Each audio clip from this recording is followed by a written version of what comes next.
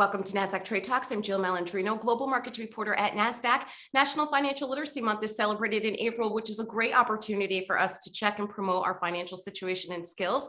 Joining me is Trujillo, Limon. She's the Director of Coaching and Advisor Content at Carson Group to discuss diversity, equity, and inclusion efforts in the financial services industry. Anna, it's great to have you with us. Thanks for joining us on Trade Talks. And thanks for having me, Jill. I'm excited to be here. You got it. And how is the American education system performing when it comes to personal finance?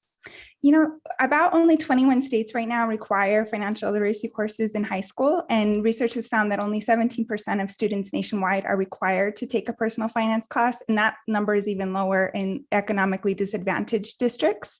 About only 3.9% of students in economically disadvantaged districts are required to take a personal finance course. So I think those numbers are rookie numbers. We could definitely bump those up. So I think it could definitely do better. What tools does financial literacy provide to students?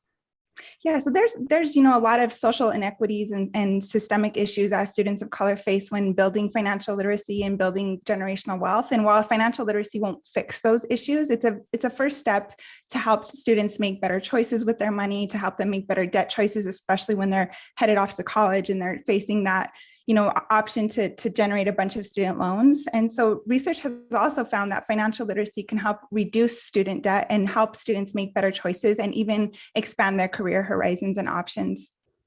Are you seeing any momentum in the financial services industry? Oh, absolutely. There's a lot of really exciting things going on in the financial services industry and some people doing really great work. We have Matt Gardner, who wrote a book called The Four Money Bears a few years ago, and now he's just fully funded his Kickstarter campaign to get his corresponding digital game called Berryville up and running.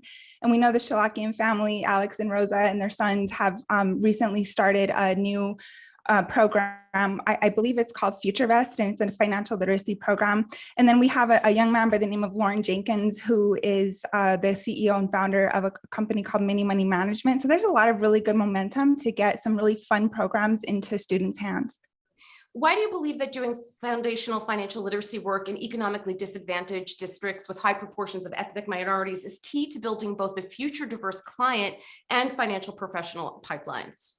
Oh, that's a great question, Jill. And I think it's really interesting because representation matters, right? If you, in our schools coming up, we saw people who were teachers and writers and lawyers and things like that. But if there were a financial literacy course or financial personal finance courses, it introduces students to a whole other viable career option. And it's not just about becoming a doctor, becoming, a lawyer or a writer. They'll see it as another option. You don't know you want to be something if you can't see it. So if we have personal finance courses and students realize how fun and interesting and integral it is in our lives, that might inspire them to pursue a career in financial services. And finally, Anna, what kind of work are you doing at Carson Group? Oh, Carson's doing some really exciting things. Like at our Omaha headquarters, we have the IDEA Council, and our IDEA Council is Inclusion, Diversity, Education, and Action. And about a year ago, before I even signed on to Carson, they were already working on some really great financial literacy initiatives.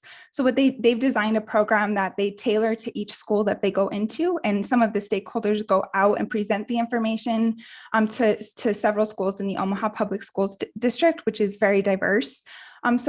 And that's through their work with Partnership for Kids. So it's really exciting. I love that they're doing this work in the Omaha community. But Carson is a great place to work because they also they want us to cultivate our passions and do things that are exciting outside of our work. So they're also very supportive of the things remote stakeholders have got going on.